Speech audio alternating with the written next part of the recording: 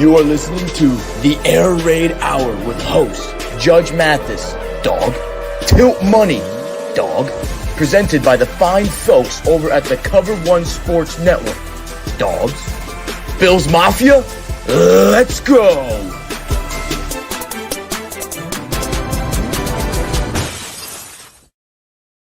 Welcome in, ladies and gentlemen, to the Air Raid Hour. My name is Steve Mathis. You can find me on Twitter at Judge Mathis, joined as always by my co-host Dave Tilton. You can find him on Twitter at Tilt Money. Together, we are the Bills Guys. You can find us on the old Twitter at the Bills Guys. This is the Air Raid Hour early pregame show presented by Picasso's Pizza and the Cover One Sports Network. Typically, we go right before the game. We got the Thursday game this week. Both of us a little busy in the afternoon. Don't have a chance to do the pregame directly before the game. So we're going to be doing our pregame here in our typical Monday slot. It's definitely been a weird season worth of shows. So thank you guys for sticking with us, following us on social media, understanding where we're going to be and when we're going to be there. And tonight we are in our usual spot as we get ready for Bills at Patriots on Amazon Prime. The 8-3 Bills head to Foxborough to take on the 6-5 Patriots. Bills are 5-point favorites heading into this contest. Bills are still number one in overall DVOA, Patriots are 11th. This is heading into week 12 because we still have Monday Night Football left to play tonight. However, the Bills are 0-2 in the division. 3 straight now games that we have coming up in the division. This is like must-win-ish to me this Thursday, or must-win adjacent, however you want to phrase it. How are you feeling heading into this game? I think if you want to win the division, then this game might be a must-win. I don't think you can go to 0-3 in the division with Miami sitting there already with essentially a tiebreaker against you, having won against you earlier in the year, and potentially. Look, I know they've got a tough game this week. They're playing the Niners, I believe, if I'm not mistaken. And they could lose that game, but you got to keep things in your own control, right? And that's kind of where I come back to this is like, it's not necessarily that you can't win the division if you lose this game, because you certainly could. Obviously, it's so tight, but like you want to keep things as much in your own control as you possibly can and not have to rely on other teams winning and obviously not having to rely on sort of miraculous circumstances like you did to get into the 2017 playoffs, stuff like that, right? Like you don't want to rely on that type of stuff. You want it in your control. You win these next 3 games coming up, starting with New England. You obviously got to take it one game at a time. You, the Buffalo Bills, control your own destiny.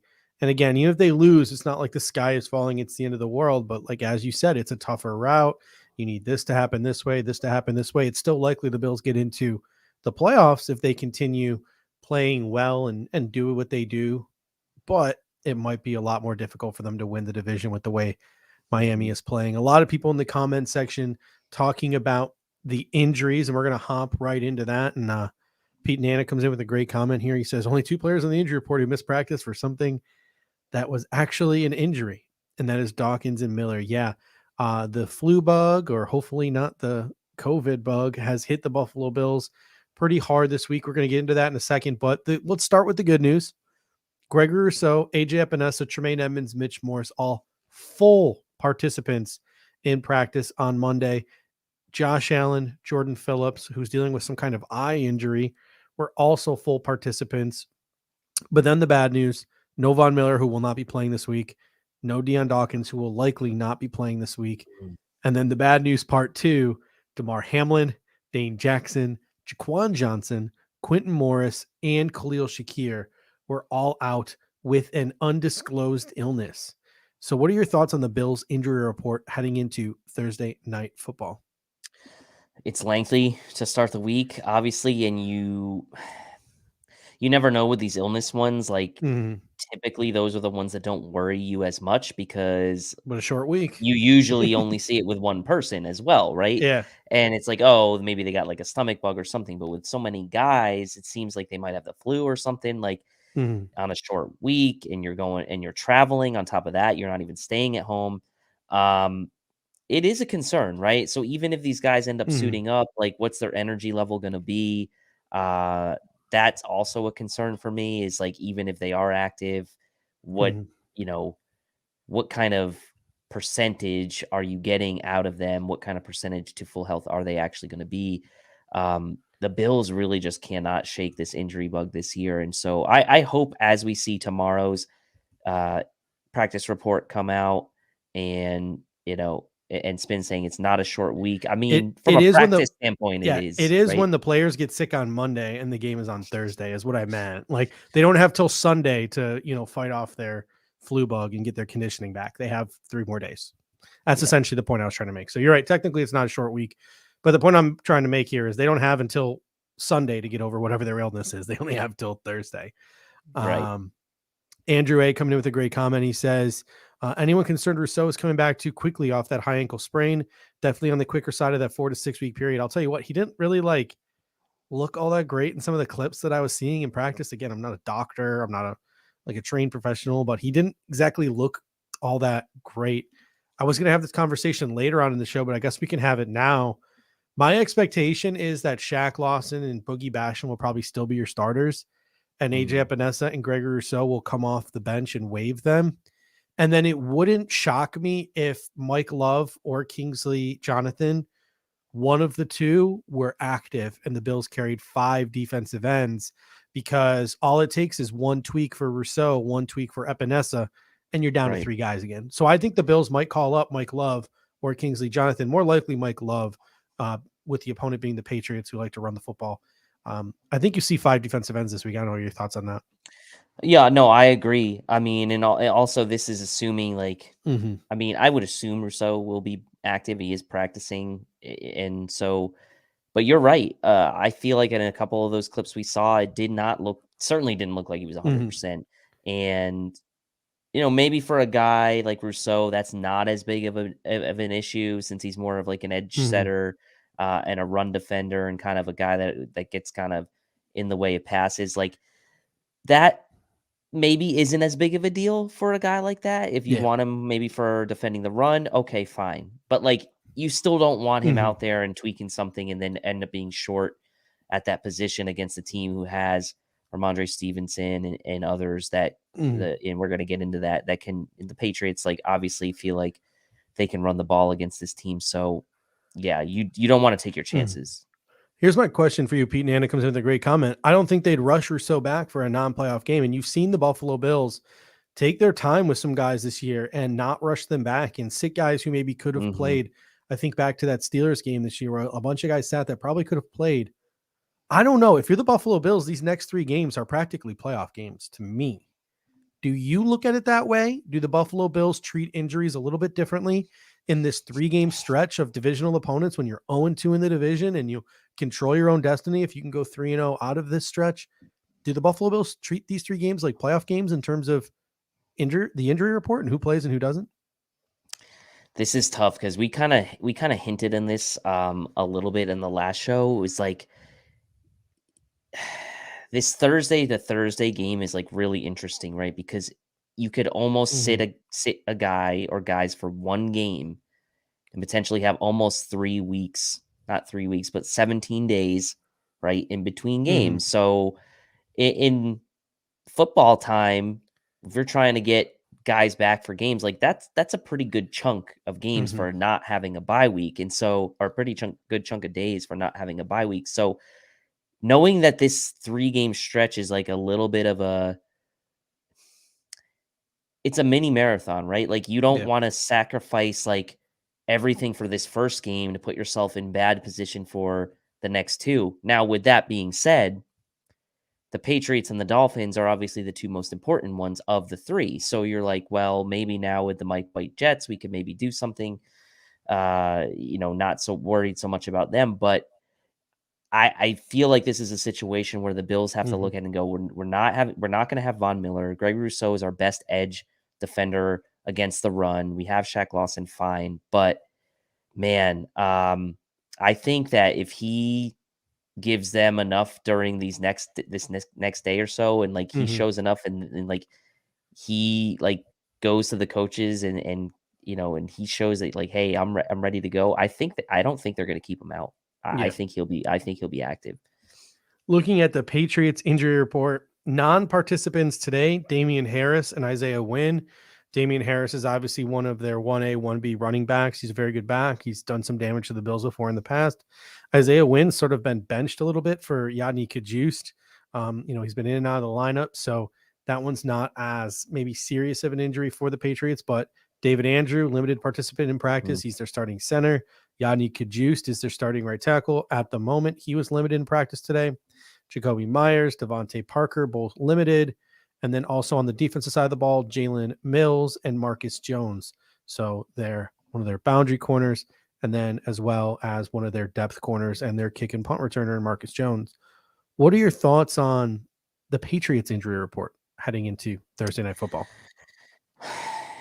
I mean, looks better than the Bills, I'll say. Like, I mean, like, Yeah. There are some names on there, and I get it. I'm not trying to, like, downplay necessarily other teams' injuries because of what the Bills are going through, but, like, it's not as significant as what the Bills are going through. And I think, like, if you're the Patriots, like, your biggest contributors, and even if some of your offensive line are down, like, this is the game probably where the Bills' defensive line being banged up, Rousseau being banged up, Von Miller not being in there, like, okay, like maybe this is a game where for the Patriots, it kind of works out in their favor. If they happen to be missing a guy like Kajus, who's been playing right tackle for them, it might not be the worst thing in the world for them in this game. And like all the others, the limited guys I would expect to be out there, like Marcus Jones and others. But like, to me, I look at that Patriots injury report and nothing standing out to me saying like, oh, like that guy being out is going to be like the difference in this game. Like I'm not looking at it that way. Yeah, there's definitely not like a big glaring injury outside of Damian Harris, but they've got Ramondre Stevenson, and then you could start to see guys like Pierre Strong and Kevin Harris, two young backs, get some looks for the Patriots this week. All right, before we move on to a familiar face returning to the Bills in John Brown, this show is sponsored by Picasso's Pizza. 4 great locations in Williamsville, West Seneca, Lancaster, and Blaisdell. Buffalo Pizza since 1980. You can order online at picassospizza.net. And if you're an out-of-towner like us, you can even get it mailed to your home. And I can tell you from experience, it's just as good as getting it fresh from the restaurant. Again, that is picassospizza.net. All right, so the Buffalo Bills made some roster moves. Let's take them sort of one at a time here, and let's start with the one that I'm sure most people are going to want to talk about, and that is John Brown signing. Yes, that John Brown signing to the Buffalo Bills practice squad, along with poor CJ Brewer. He just flying under the radar there, signing to the practice squad as well. Justin Zimmer going to Miami sort of went under the radar as well. Oh, yeah, that stinks. That stings. My initial thought when I saw John Brown signing with the Bills was, what? And then after I had about 45 seconds to pick my jaw up off the ground, I thought to myself, this is Kenny Stills, and this is like insurance policy in case Gabriel Davis or Stephon Diggs goes down. We want to have like a veteran guy who can play the boundary. But then I heard some teammates start to talk him up, guys like Stephon Diggs, guys like Josh Allen, saying like he's going to be on the field quicker than you expect. You look at the Buffalo Bills roster, 4 wide receivers on the active roster. One of them, Khalil Shakir, is sick. Tanner Gentry is out of call-ups. So Isaiah Coulter, Keyshawn Johnson, are they going to call them up to play in this football game? We could see John Brown on Thursday against the New England Patriots. Do you think there's a legitimate chance? Like, what maybe percentage would you put on the Buffalo Bills activating John Brown for Thursday's game against the Patriots? Looking at the situation right now, I think it could be over 50%. I really do. I think there's a better than 50% chance he's active. Like you mentioned, Shakir, sick.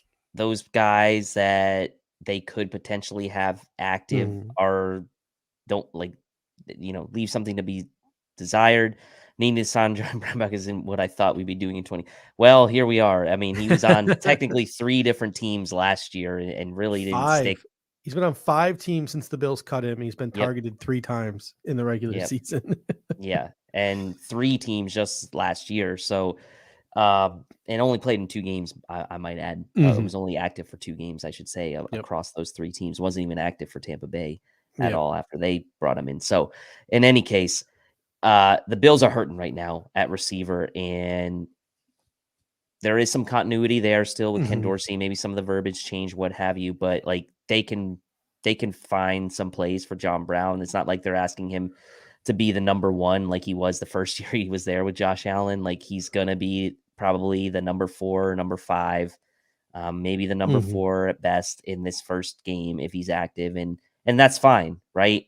He is Mhm. a veteran. He, he isn't exactly maybe the prototypical guy that we would have thought we need right now if you're thinking about like a need, but Mhm. this is a very interesting comment here. Straight gangster resolution by McDermott signing John Brown, and we know John Brown had his moment Mhm. against the Pats in the past. So, and Pop says, "Hope Brown comes back and does as well as Shaq, Phillips, and Klein have." And hey, coming home, man, you never know. And like he said, all the right things in the press conference. Mhm. So I'll give it over 50% as of right now on Monday evening.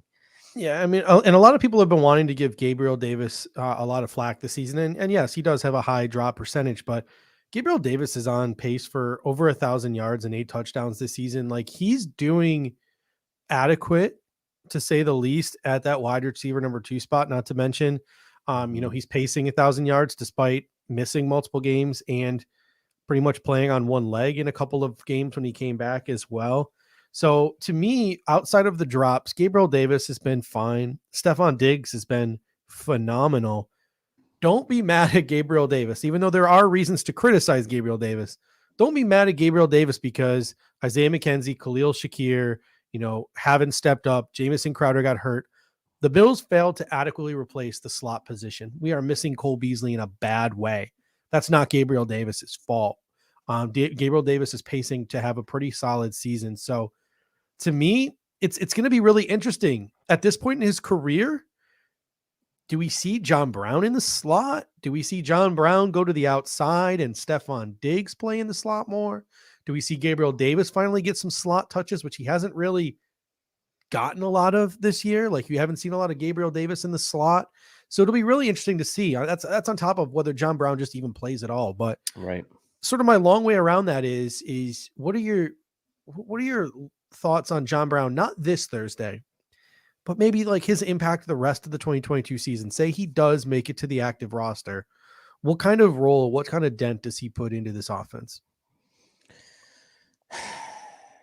I mean, the last 4 or 5 weeks, and there's a lot of angles you can come at this from. There's a lot of narratives. There's a lot of data that would probably support either argument here. Mm, Um, but the fact of the matter is the production out of the slot as it stands right now for the Bills hasn't been great, other than a few spot moments, right? We saw Shakir have a nice game against the Steelers. We saw McKenzie have a nice game last week against the Lions, who obviously we figured with the man-to-man mm, tendencies the Lions have, that would be a good spot for him. The Bills need to get some consistency out of the slot receiver position. And I don't necessarily know that means that it's John Brown, but it could mean that it's maybe Gabe Davis. And the reason I say that is because Gabe Davis has had some success in the slot in his career. And that was, prevalent in years past when John Brown was hurt and like others were hurt or like people missed time. Gabe Davis had shifted inside and out. And at this point in his career, I would be surprised if John Brown really would be. I don't know how productive he would be at the slot, like that quick, twitchy mhm. sort of like quickness and sharpness in tight spaces was never really his game. Yeah. So I would be very surprised, like at an advancing age, if like that all of a sudden became his game. Like he's still probably more of that, like, you know, down the sideline, down the boundary type of Yeah. guy at this When he stage in when his he is in the career. slot, he's running deep from the slot. Yeah. Right. So I like the idea of maybe mixing Gabe Davis and Stephon Diggs into the slot a bit more now Mhm, that you potentially have a legitimate other outside, I'll call it threat in mhm, John Brown. And maybe it gives Ken Dorsey a little bit of the lets the creative juices start to flow a little bit, like creating some mhm, mismatches, getting a little bit more, um, deeper into the playbook and just like maybe opening his eyes a bit more and mhm, opening his playbook a bit more. And I think it gives him options, right? mhm, So, and I don't mind this. I don't mind this either. MJ Herring. Diggs in the slot, Gabe stays split, John Brown in the flanker. But Diggs is really so good on the outside as well. And really, he's like those throws he has, those plays he has with Josh on the sideline, those curl routes, those dig routes, and some of those back shoulder plays. Like you're going to be hard. It's going to be hard to replicate that on the outside. But mixing and matching is not a bad idea, I think, at this stage with it for an offense who's looking to get a little juice back. Yeah, the next player up here, so the next transaction the Buffalo Bills made this week, Christian Benford to injured reserve, Xavier Rhodes to the active roster. Trey White, Kyrie Elam still working their way back from their respective injuries. Dane Jackson battling an illness. There could be a chance this week for Xavier Rhodes to maybe lock in a starting job for the remainder of the season if he has to play a significant amount of reps and if he plays those reps well. What do you think about Xavier Rhodes' chances of playing this week? I like his chances. I mean, I also thought he played like decently, you know, in the times as he's gotten a chance to play in the last few weeks. And he's a veteran. Like he's had his ups and downs throughout his career. I get that. But I'd be willing to give him a chance to win that job, at least in the short term, right? Until Kyrie Elam works his way back to full strength. And in reality, till Trey White works his way back to full strength, you're kind of platooning at CB1 anyway, as it is. So Xavier Rhodes getting run and getting decent playing time, I'm not opposed to that. The matchup seems to be favorable for him this week as well, as far as like the type of receivers he would be going up against, guys like Jacoby Myers, guys like Devontae Parker. Like I feel like that's not a bad matchup for a guy like Xavier Rhodes at this stage in his career. So like maybe this is a chance for him to show what he can do and run with it and inspire some confidence in the coaching staff to give him some continued playing time. I'm not, you know, I'm not writing him off by any means. Yeah, I mean, if you look at it, I think the Bills' preferred choice is once Trey White gets back, he's obviously solidified at one spot. And then I think the Bills would like to see their first round investment, Kyrie Elam, man the next spot. You know, if that doesn't work out, they'd probably like to see Dane Jackson be one of the guys who mans one of those slots. But this is a team with Super Bowl aspirations. So if Xavier Rhodes comes in and he plays well, it's going to be very hard to get him off of the field because you got to put the players out there that give you the best chance to win, especially when the Buffalo Bills are in the playoff hunt like they are right now. The last transaction came down a couple hours before this show aired, and that's Ike Boettger. His 21-day practice window from the physically unable to perform list has been opened. He can now practice. The Bills have 21 days to activate him to the 53-man roster. Ike Boettger, former starter on this team, but also former sort of multi-position backup. What do you think he brings to the table to this football team if he can get back onto the field and he can be the Ike Boettger of old?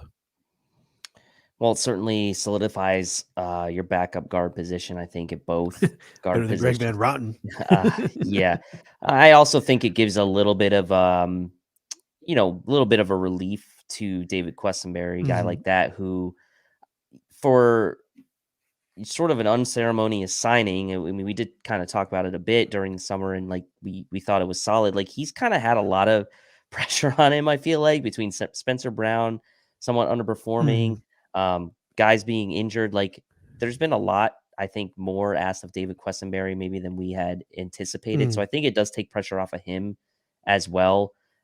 We know that he played tackle really exclusively last year for the Titans. So I think it also gives him a chance to focus back on maybe becoming the true backup tackle and not have to worry about him playing guard, and also pushes Greg Van Roten out of the lineup as well. So look, it's a long road back for Ike Boettger. Like he's not going to probably be what he was right away, but it is nice to get a guy like that, sort of that you've had in-house back at this stage in the season where other teams, you know, Bills obviously battling through a ton of injuries this year, which hasn't been the norm for them, but a nice relief for them to get a guy like this back at some point during the season, even if he's not 100% right away. So very welcome back. And to be honest, I'm guilty of this. Like I probably didn't care too much about when he came back, when training camp was going on before the season, but now I do, and my perspective has changed given the state of affairs with that Bills with the Bills injury list. So I sure. can't see him coming off the pup and pushing a starter, even whether it's Rick Bates or Roger Saffold. I can't see it happening. Nah, probably not. But he definitely is like, hey, Mitch Morse gets hurt again. Rick Bates into center. Ike Boettger now there at right guard for you. All right, let's transition it now to the Buffalo Bills offense versus the New England Patriots defense. Looking at the Patriots defense, they are second overall in DVOA, third versus the pass, ninth versus the rush. They are where they are right now because of that defense. They're led by Matthew Judon, leads the NFL in sacks with 13. Dietrich Wise, Davin Godchaux, Lawrence Guy up front. They sort of wave in guys like Anthony Jennings, Josh Uche into the pass rushing position opposite Matthew Judon. They got a linebacker in Bentley who plays most of their downs.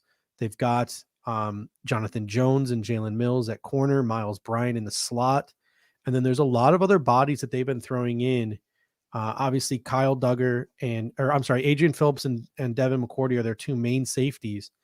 But then they got some bodies that they throw in, and they go sort of like thick dime safety at linebacker all the time, because whether it's Jelani Tavai, whether it's Raekwon McMillan, Mac Wilson, Kyle Duggar, Jabril Peppers, like they have some dudes that they throw out on the field quite a ton.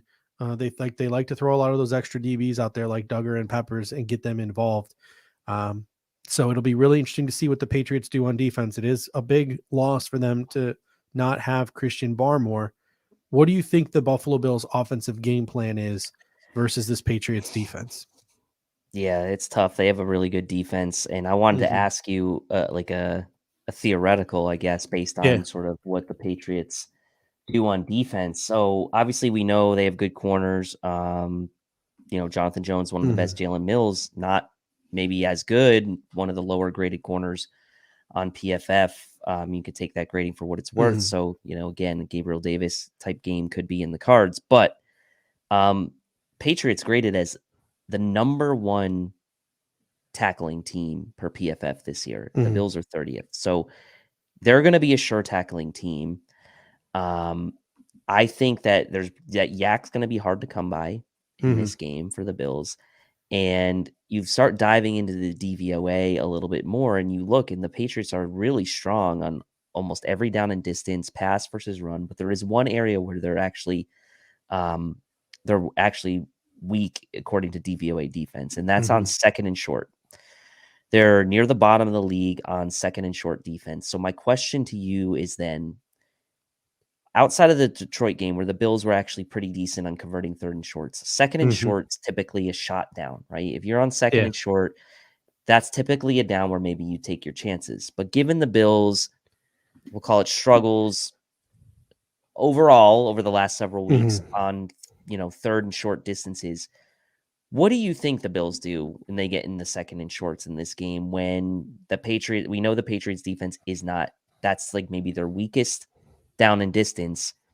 Is it a chance then, okay, on this good defense to take shots on second and short, or do the Bills play it a little bit more conservatively, pick up that first down on second and short, not get to third and short where the Pats are really good and the Bills have struggled, and just get themselves a new set of downs? Like, that's something that's going to be really interesting to see. I mean, if you look at it, they lead the league they're second in the league in 3-3-5 usage personnel wise. They're first in the league in 2-3-6, having 6 DBs out there. They rank 6th in 1 high shell. They're 8th most man coverage team in the league. They are 3rd most 3-man rush team in the league. So they're really not all that stout up front. They are very much a defense that relies on a lot of athletic DBs, guys like Kyle Duggar, Jabril Peppers, etc. So Jonathan Jones being a very good corner. Yeah, if you're the Buffalo Bills, it's a risky game you play because you could end up having to punt the ball, or you may end up having, being a not a great short yardage team, having to go for it on 4th down and putting yourself in a risky situation. But yeah, I think you're spot on where maybe setting it up to a point where, the Bills have to be better picking up chunks on first down. It doesn't have to be 10 yards or 15 yards. The Buffalo Bills have to be better, whether it's, you saw Josh Allen is struggling with some of those sidearm passes. So whether it's running the ball, whether it's getting the ball into Dawson Knox's hands. The Bills need to set up like 2nd and 3rd situations or 2nd and 2 situations. Agreed. And that's where I think they can take advantage of this Patriots team, especially some of the man coverages they play, because they send so few men on a rush a number of times. I think that's where the Buffalo Bills can take advantage of them. But this is where the Bills have struggled.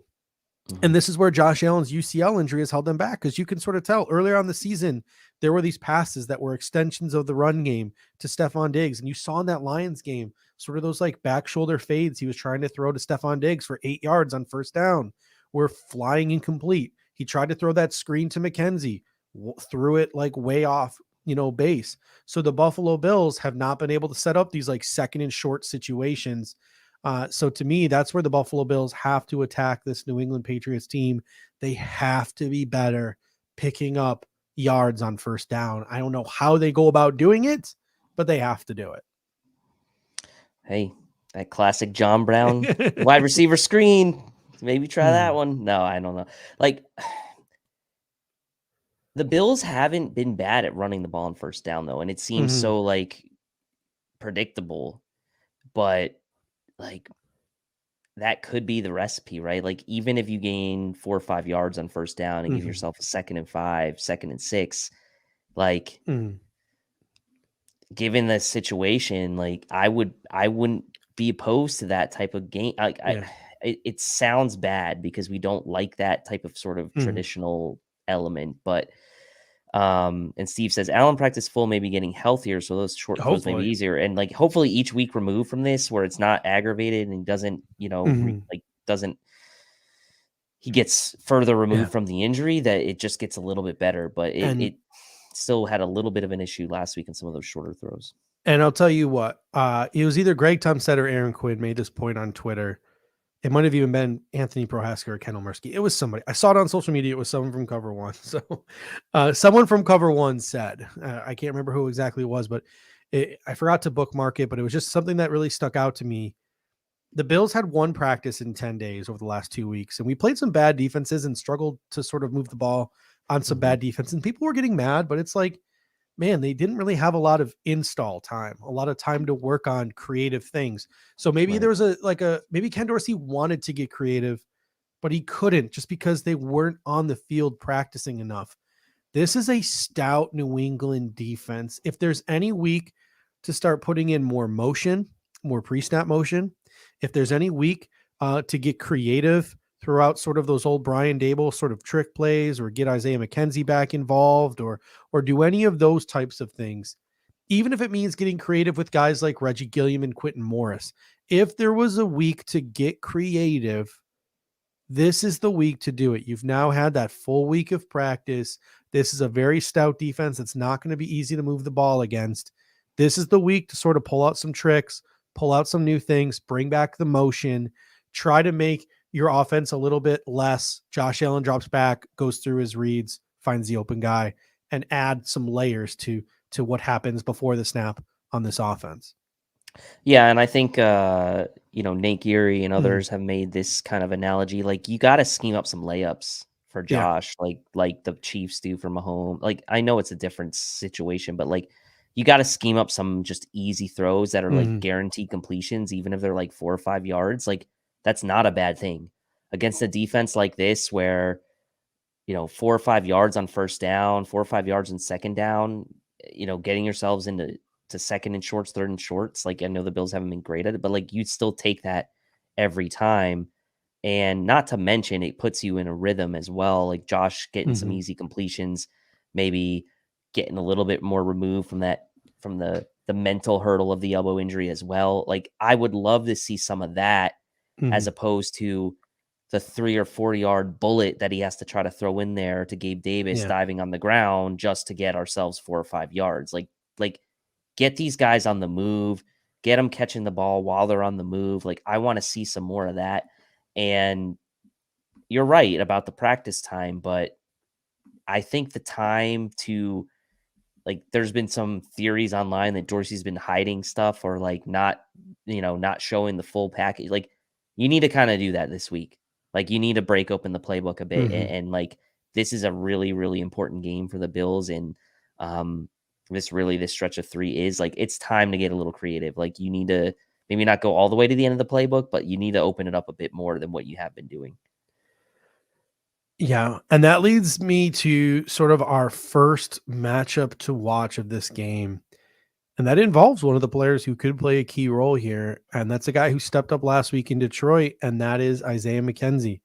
Isaiah McKenzie is going to versus Miles Bryant is going to be one of the number 1 or number 2 matchup to watch going into this week. The one I'm going to bring up next might be the number 1. But Isaiah McKenzie versus Miles Bryant. New England, they like to run that man-to-man. They do not like to break tendency. Isaiah McKenzie had 11 catches for 125 yards and a touchdown last season in Foxborough. You look at New England, like, what are they going to do? Do they break tendency and play zone? Do they stop playing man-to-man defense on guys like Isaiah McKenzie? When they drafted Marcus Jones, we literally joked that they drafted a guy just to try to stop Isaiah McKenzie, but Marcus Jones hasn't seen the football field on defense as much as a guy like Miles Bryant has. So do we see Marcus Jones, who's also on the injury report, come into the game to cover Isaiah McKenzie, even though Miles Bryant has so far? It's going to be really, really interesting to see how Bill Belichick decides to cover Isaiah McKenzie in the slot, seeing what Isaiah McKenzie did to them last year. It will be interesting. And again, we talked about Detroit. Are they going to break tendency last week? And we thought no, and they didn't. Like, I don't think New England is either. Like, the time the Bills sort of made that, had that game with Isaiah McKenzie last year, they were kind of going through their own issues, right? I mean, and that was the game where they kind of broke out of it, and Josh was able to kind of take what the defense was giving him towards the end of the season last year. And like, you wonder, like, timing wise, could this be a similar type of situation? Like, is Bill Belichick just going to accept the fact that if Isaiah McKenzie beats me, he beats me, rather than seeing these multi-touchdown games that Stephon Diggs has had against them a few times in the last couple of years? I think Bill Belichick's going to live with that and hope that Isaiah McKenzie, with his inconsistencies, maybe makes a mistake. So I wouldn't be surprised if you do see Isaiah McKenzie getting peppered with targets in this game, and the Patriots saying, that's fine. This Bills team, you've been pretty inconsistent on offense in converting third downs and scoring lately. We'll take our chances with that. And if you beat us with Isaiah McKenzie, so be it. Yeah, they love to bracket Stephon Diggs, and they love to try to take Stephon Diggs out of the game by bracketing him. So it'll be really interesting to see how they decide to defend. And knowing Bill Belichick, knowing how stubborn he is, he might try to defend Isaiah McKenzie the same exact way he did, and he just continue to bracket Stephon Diggs and make the Buffalo Bills beat him with auxiliary weapons. That brings me to my next matchup to watch in this game, and it also involves the Buffalo Bills offense versus the New England Patriots defense. This might be a matchup that could be a deciding factor in this game, and that is Matthew Judon, the NFL sack leader, versus David Quessenberry at left tackle and Spencer Brown at right tackle. Last week, Spencer Brown, we talked about how bad Spencer Brown was against the Browns. He somehow managed to one-up that versus the Lions. He allowed 6 pressures, 4 hurries, a QB hit, and a sack last week against the Detroit Lions. Quessenberry came in the second half for Deion Dawkins, even though he only technically gave up 1 hurry. The offense took some lumps and looked shaky with Quessenberry in there at left tackle. He obviously now has a week to practice there, but Matthew Judon versus Quessenberry and Brown, whichever side of the field he's on, that's a scary, scary thought. And the Bills might have to run a lot of 12 personnel to chip. It's a scary thought. And I know a lot of talk was made about like after the Thanksgiving game and leading up to this week about how Matthew Judon's kind of fallen off in past seasons during the second half of seasons. And he didn't have any sacks against the Vikings last week with their backup tackle playing. But I'm not buying that fully. Like, Matthew Judon's been a game wrecker this year. And like, prior to that, I think he had like 4 or 5 straight games with at least a sack. And like you said, he's leading the league with 13 sacks. Like, this is not a good matchup for the Bills at all. And I think that this is why the Bills need to somehow figure out a way to maybe get McKenzie involved in some more of the stuff that we've seen him involved in years past. And that's like maybe some motion type stuff and some quick hitters. Like, it's going to be a long day, I think, if the Bills are sitting there doing these 5-7 step drops without play action, I might add. And that's been another topic of conversation, is the Bills using less play action. That's going to potentially hurt them in this Matthew Judon matchup if the Bills don't utilize play action. Like, this is probably the single most thing that's keeping me up at night about this game, is this Matthew Judon against Spencer Brown and Quessenberry, and he can line up all over the field. We saw him lining up left and right all year. So Jessica Tennis comes with the super chat. Always appreciate you, Jessica. And I'm not gonna lie to you, Dave. Maybe you can help me. I don't understand this. She says, I want Diggs to give out even more cars this Thursday. Is he even giving out cars? I have no idea. I don't know. Maybe.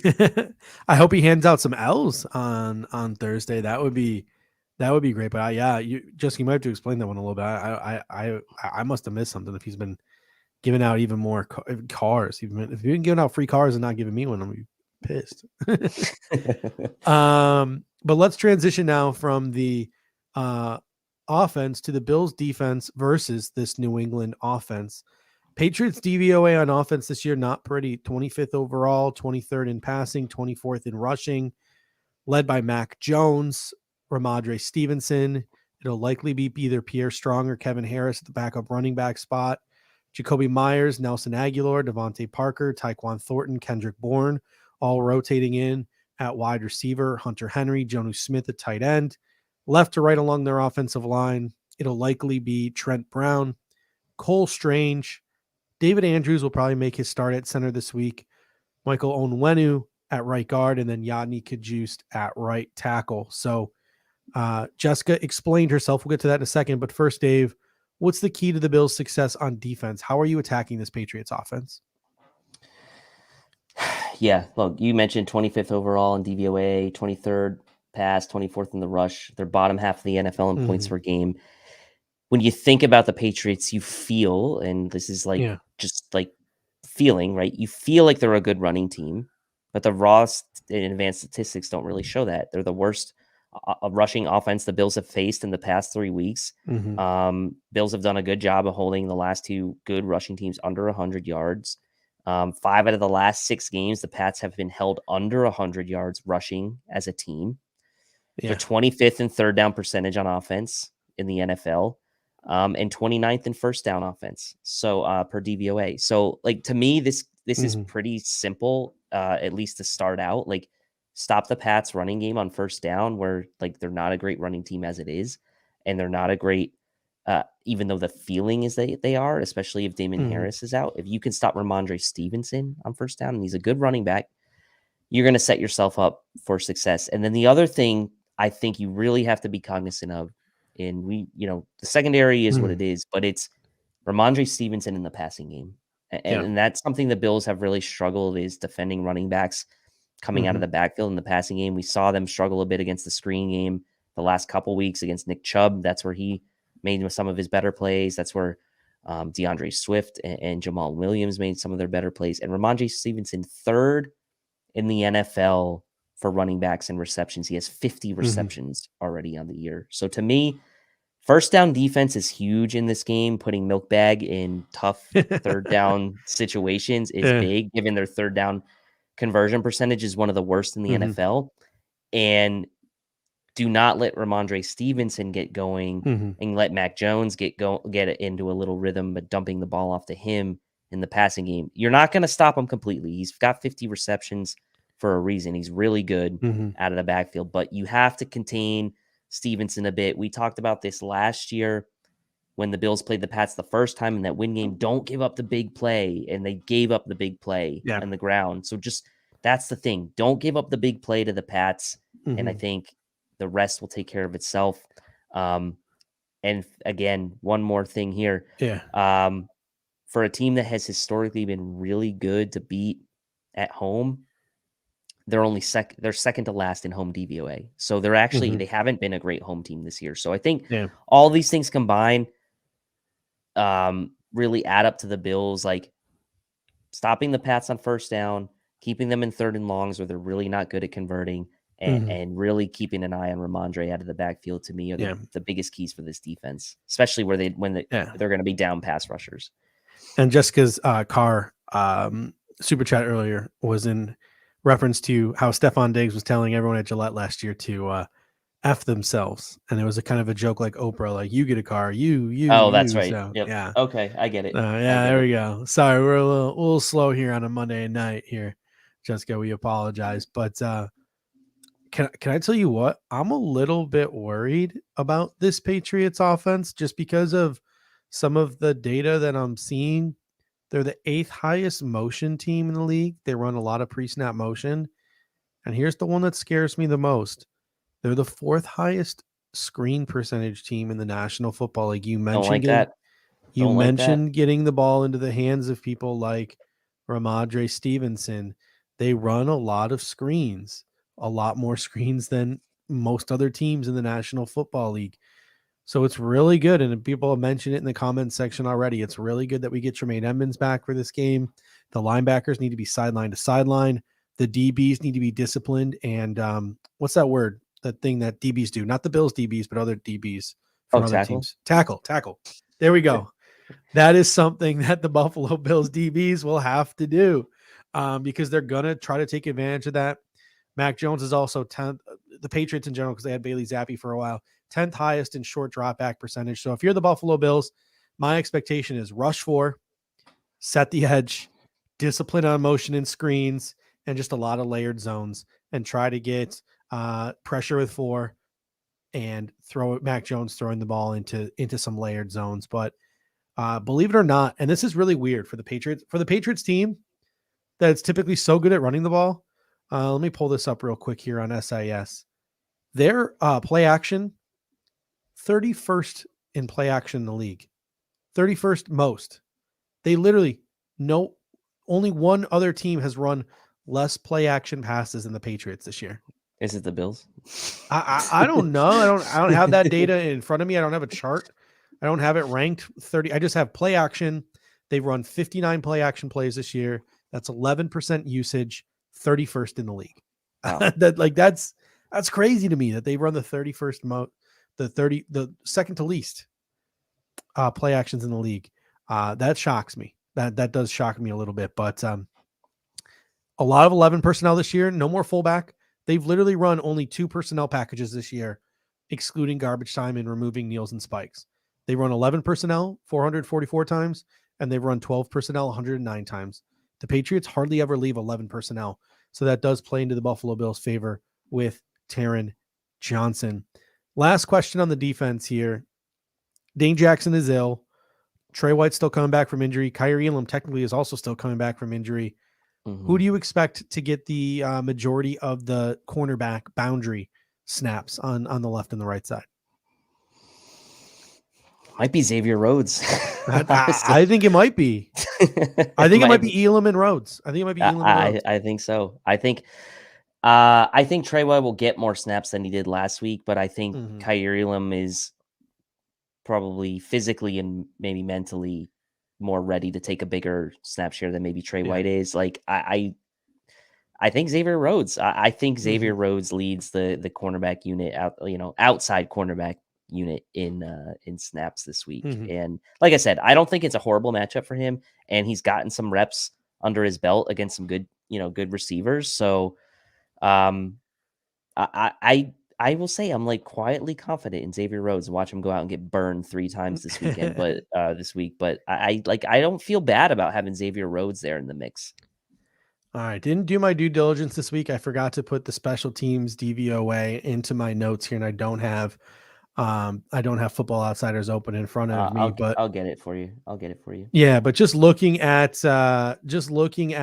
the special teams, Nick Folk 24 of 28 on the year. They're down Jake Bailey, their punter, so they signed Michael Pilardi this week because their last punter didn't quite work out.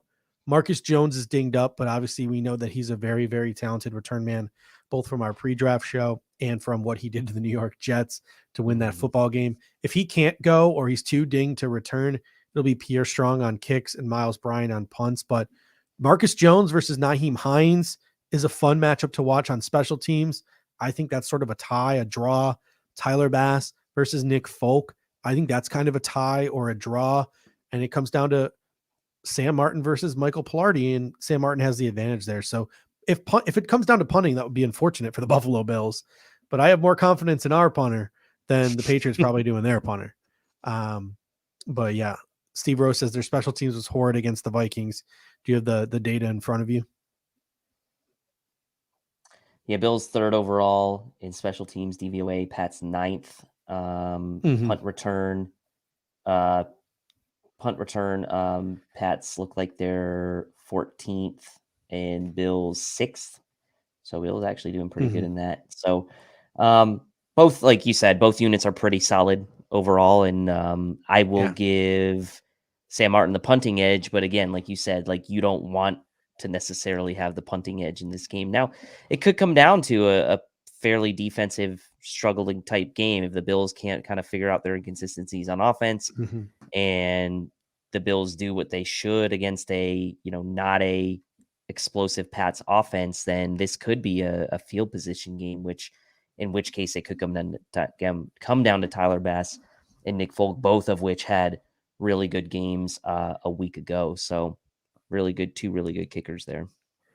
All right, let's get into it. We're going to do our pregame superlatives again. We're not going to be doing a traditional pregame show on Thursday this week, just some scheduling conflicts. So this is our pregame show in our typical Monday slot.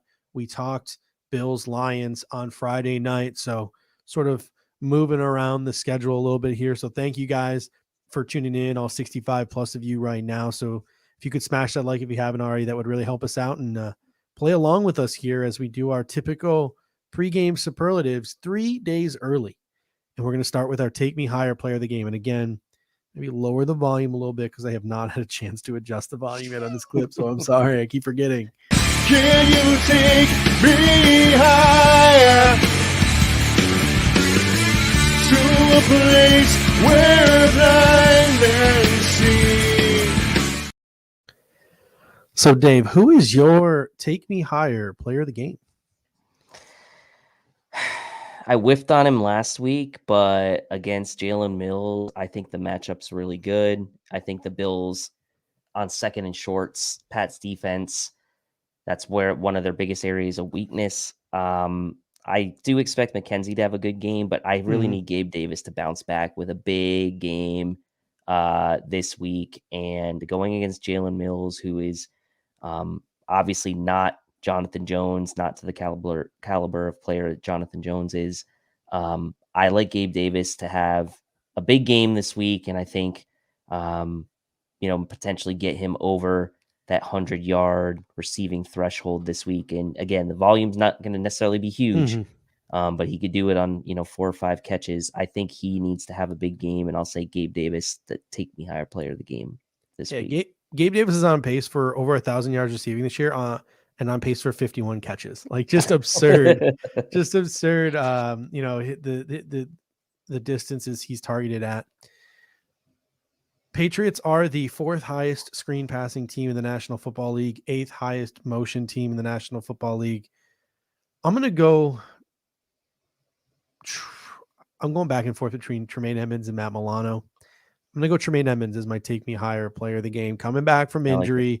That presence in the middle of the field, dealing with Hunter Henry, dealing with slants over the middle, dealing with Ramondre Stevenson, dealing with their screen game. I think Tremaine Edmunds is going to have to play a huge, vital role in sort of just knocking Mac Jones, not letting Mac Jones get into a rhythm, not letting the Patriots offense getting into a rhythm, whether it's running, whether it's screens, whether it's trying to work the middle of the field.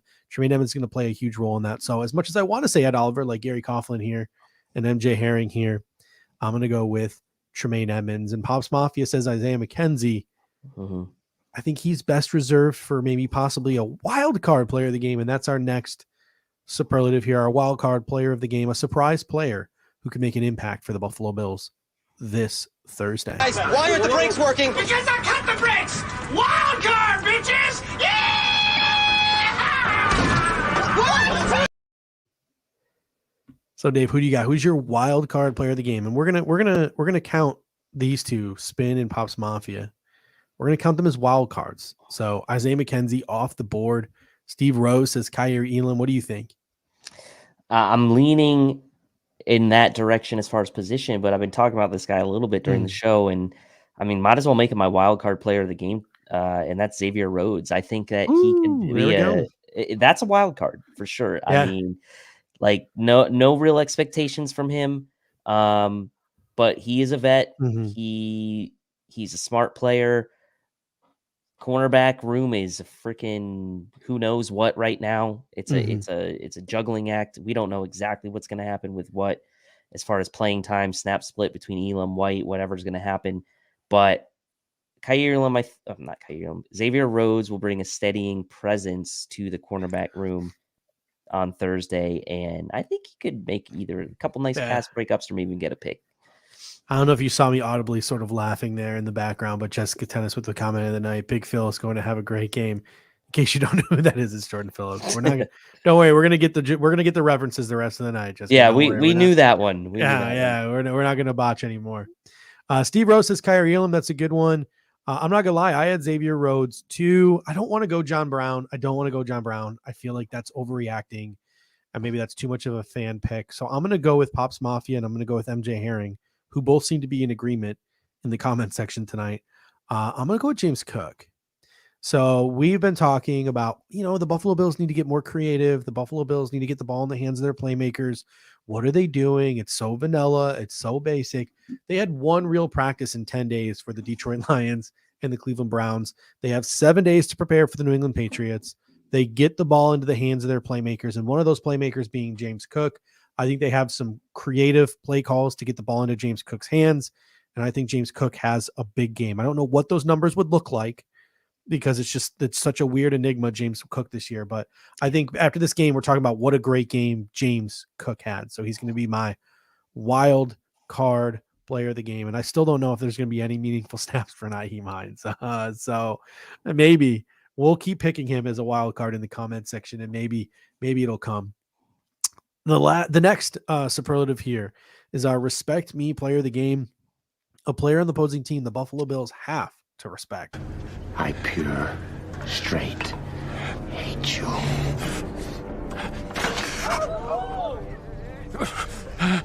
But God damn it, do I respect you. All right, Dave, who is your respect you player of the game?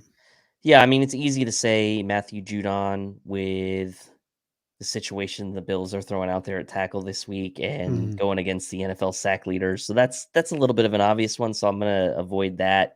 Just know that I very much respect Matthew Judon and everything that he's going to bring to the table. But I think you got to respect Ramondre Stevenson. And I agree with Justin right here. Ramondre Stevenson, like I mentioned, third in the NFL as far as receptions for running backs. Very efficient player. I mean, you heard it on the broadcast, the Vikings broadcast, if any of y'all watched that game, that Bill Belichick compared his work ethic to guys like Lawrence Taylor and Tom Brady. Like he's not just going to throw that type of praise around. Yeah. And Stevenson's been a really good player all year. Even though statistically the Pats haven't been great running team based on raw statistics and DVOA, he's still averaging 4.6 yards a carry, and he's got those 50 catches. And like you said, we really need to defend the screen game well, and he's a guy that can hurt you both running the ball and receiving the ball. So I'm going to say Ramondre is my respect you player. Yeah, I'm gonna go here with a guy that was dinged up this week. Obviously, Matthew Judon, all the respect in the world for him. This is one of my favorite players in the league. It's an NC State guy, so I know you'll appreciate this pick. Jacoby Myers is just a guy I feel like either Jacoby Myers or Devontae Parker. I feel like we could be talking about one of these two guys after the game. Like, how did we let Mac Jones and Jacoby Myers do that to us? Or how did we let Mac Jones and Devontae Parker do that to us? So Devontae Parker, I know he was a little dinged up last week. Devontae Parker is also dinged up as well, but 47 catches for the year, 571 yards, 3 touchdowns. He's just a guy that, a former undrafted free agent who has just found his calling there in New England. Is just a really solid. He probably should be a number 3 receiver, but he's pretty much their number 1 receiver with that weird rotation that they got going on. But I'm going to go with Jacoby Myers. It's just a receiver that Mac Jones has a comfort with that could just really destroy us, and hopefully not Devontae Parker. Jacoby Myers, Wolfpack, baby. NC State. Steve Rose says Kyle Duggar. Kyle Duggar is a good one as well. I really like the impact that he could have on that defense. And Heather Smith says, gotta respect McCorkle. Gotta respect McCorkle. He made some nice throws in that Vikings game. I'm not gonna lie. Yeah. He made some good throws. but he's not a bad system quarterback. He really is not. The only problem is that Matt Patricia's his play caller, and the Patriots have a really weird offense. So hopefully, Yeah. hopefully that doesn't come back to bite me. And the Buffalo Bills defend that defense the You way could they be- should defend them. you could have Matt Ryan as your quarterback right now for the Indianapolis Colts playing. Sam So, Ellinger needs to go in the game at halftime. Get slinging Sammy Ellinger back into that football game. And if he comes back in the football game, I want him to take the mic at halftime and just give the old Texas "We're back" or just "I'm back" when he comes back into the game. What looks an like the Colts just scored. Ooh, It's a look at 16-10 ball game. Woo! Good for them. I hope they're happy with Jeff Saturday as their head coach. Joe Buck didn't sign up for this type of game. I'll tell you that. Dude, the Colts get primetime 2 weeks in a row. Like, are you freaking kidding me? Because next week there's Unbelievable. Sunday night against Dallas. Anyway, Yeah. time for our fire sale, our hottest take of the game. Oh my God! We're having a fire sale! Oh, the burning! It burns me! Evacuate all the school children! Oh, me! This isn't a fever! Sing, Gray! Can't even see where the knob is! All right, what is your hottest take heading into this game? Patriots really good on defense. Bills struggling a bit on offense coming into this game, even though they have, scored 28 and 30, whatever it was, against 31 against the Browns. Could tell by the eyeball test that it wasn't their best effort. I think Josh is past that, not fully past that elbow injury, but he is, he's ready to break out a bit, I think. And so my hot take for this game is Josh is going to have a lot of number threes in front of his stat sheet this week. Over 300 passing yards, 3 passing touchdowns, and maybe add another 30 plus on the ground, giving him somewhere around 350 total yards and 3 touchdowns this week. So that may not have been a hot take, going into the season or going into against other opponents, but against this Pats team who is playing really good defense and is at home, I think Josh going to break out of his little mini slump here with a 300-yard effort through the air and 3 passing TDs. Great comment from Andrew Alfidi here. He says 2 red zone Dawson Knox touchdowns. Justin says probably not a hot take, but the Bills is a must-win game. Steve Rose says Singletary will rush for over 100 yards. Aiden comes in. This one's hot, 69-0 Bills. Spin comes in, says Trey White INT. Oh, I like that one. I do like that one. Yeah, I like that one a lot too. I was struggling for one, so I came up with 2, and they're both kind of mild hot takes. The first dart I'm going to throw at the wall here is Matt Milano has an INT for a touchdown this year. He's also got 2 dropped INTs for touchdowns this year. He evens up that scorecard with a INT for a touchdown, so he's 2 of 4 INTs for touchdowns this year. Either a Matt Milano interception for a touchdown, or we get a Reggie Gilliam touchdown. I would have said Deion Dawkins touchdown if Deion Dawkins is playing, but he's not. So I'll go Reggie Gilliam touchdown. Not ready to. Oh. Bobby Hart touchdown? Oh, do we want to call a Bobby Hart touchdown? No. Wow. I will stick with either a Matt Milano pick 6 or a Reggie Gilliam touchdown. How about a John Brown touchdown in a celebration dance take 2 for John Brown? Let's see. John Brown has popped off against the Patriots before. Stephon Diggs has popped off against the Patriots before. Isaiah McKenzie has popped off against the Patriots before. So it's Gabe Davis' turn. It's Gabe Davis' turn, right? Or Khalil Shakir's turn. One of the 2. Yeah. John Herring says, does Smoke play? We talked about this at the top of the show, so you might want to rewind it. But Dave, I don't know. Put a percentage. What percentage would you put on it? If you had to make a guess. Yeah, right now, as it stands on Monday night, I'll put it at like 60, 65% that he plays. I think that it's, I feel fairly comfortable saying over 50%, given the situation of the Bills wide receiver room, given the injuries they have. Dawkins not going to play. There's some room potentially to have that extra active roster spot for John Brown this week. I think it just depends on what kind of game plan the Bills go into this with. it would be nice to have him out there. Ooh, Smoke throws a touchdown pass. Yeah. I'm actually I'm feeling pretty confident John Brown plays. I'm going to put it at 75%. I'm not saying he plays a lot, but I think he might actually suit up between Khalil Shakir being sick and the only other options being, I mean, if Khalil Shakir doesn't go, I think it's 100%. Because like the only other, I don't see Isaiah Coulter playing unless they think he's the big body like special teams kind of guy because he's a bigger body guy. Or, I mean, Keyshawn Johnson like has played receiver in this league at least a little bit and had some success early on in his career. So maybe you call up Keyshawn Johnson now that he's been here a while. But of all those choices, Coulter, Keyshawn, and John Brown, you're probably going with John Brown. And that leads us to our final superlative of the night. We're going to take it home here with a game prediction, our back to the future game prediction. We're sending you back to the future. Back to the future! Back to the future! Back to the future! Back to the future! Back to the future!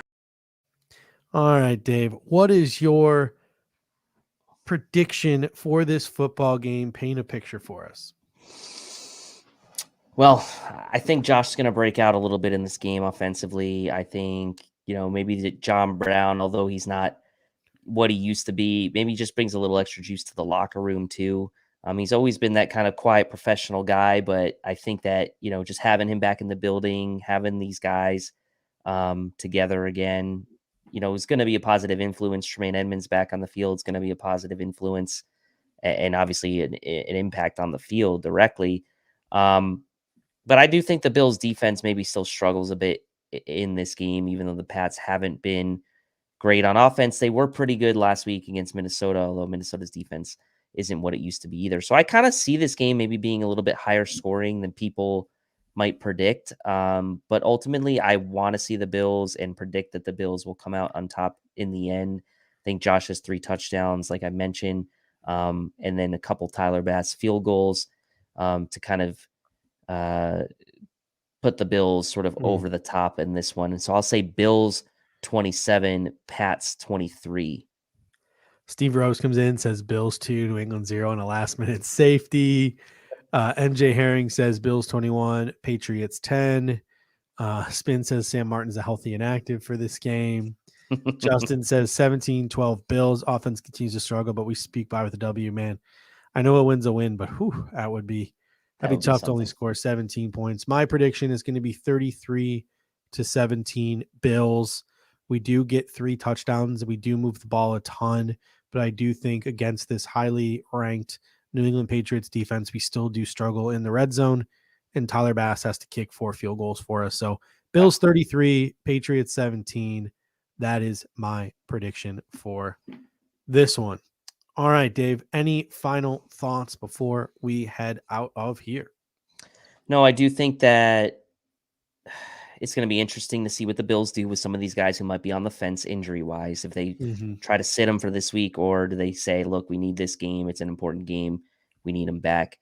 And then a little bit of a reprieve after this game, right? Getting the 10 days finally as a little bit of a mini bye week. And we know the Bills had an early bye this year. So it'll be nice to get a little bit of a break given the length of the injuries the Bills have. So looking forward to that after this game, hopefully after a Bills win. Yeah. Gary Coughlin comes in and says, you know what, Quentin Morris touchdown this week. I almost went with Quentin Morris as my wild card for a touchdown, but I went with Reggie Gilliam instead. Jessica Ten says 34-20 Bills. All right, ladies and gentlemen, if you're looking to support Cover One, we've had a really weird schedule this week. Film Room has already sort of come out. Eric Turner, Nate Geary sat down. They spoke. Go catch that on demand. Greg and Aaron have already gone live for the week with Mark Schofield to talk Patriots due to his availability. So check that out. So make sure you check out Cover One Buffalo, Cover One Film Room. You still have the Going Deep pod tomorrow. You still have Disguise coverage on Wednesday. And then on Thursday, the Bills play the Patriots on Amazon Prime. You know what? Like I said, no pregame for us. So head on over to Amazon and watch, see what Fitzy has to say. All right. See what Fitzy has to say about the Buffalo Bills as the Bills head into Foxborough on Thursday night to take on the Patriots. If you're looking to support us here at Cover One, number one, a like and a share goes a long way. If you can smash that like, share this with somebody you think would enjoy the Air Raid Hour or the Cover One Network. Always appreciate it. If you're looking to listen on demand, you can always do so on any of the major podcasting platforms, Apple, Spotify, just by simply searching Air Raid Buffalo. And if you're looking for that little extra this holiday season, the Cover One Pass, $57 a year gets you a sexy shirt, a sexy decal, and you get Cover One Insider exclusive, members only content, in-depth analysis, including scheme, play and player breakdowns, scouting reports, analytics analysis, access on unlimited devices, access to our Cover One community on Slack, where we always have a ton of great conversations, access to the Cover One contributors, and behind the scenes content. A lot of people are rightfully so singing Dan Orlovsky's praises every Tuesday or every Monday on NFL Live for all of the video breakdowns he does. Well, we as Bills fans are lucky that we get it every Tuesday night from Eric and Kendall and Anthony. So check out the Film Room if you haven't ever had a chance to check out the Film Room. Check out all the great Cover One shows. I might be a little biased here, but I think we got the best crew of content creators in the game. So check That's them all something out. for everybody, right? If you're into the Something film for stuff, everybody. you go to check that out. If you're into If the Walls Could Talk, that's a great new show too. Behind the scenes, two guys who used to work for the Bills talking about and bringing on former Bills, telling some old stories. Something for everybody. And check out some of our new networks too, like Cover One Fantasy for all your fantasy stuff. Chris does a great job with the fantasy stuff as well. So, ladies and gentlemen, thank you so much. We really appreciate it. This show would be nothing, and I mean nothing without you guys in the comment section. Can't wait to do it again next Monday night as we will break down, hopefully, what will be a victory Monday after a long weekend victory over the Patriots on Thursday night. So until next time, ladies and gentlemen, go Bills. Go Bills. Are we having fun yet?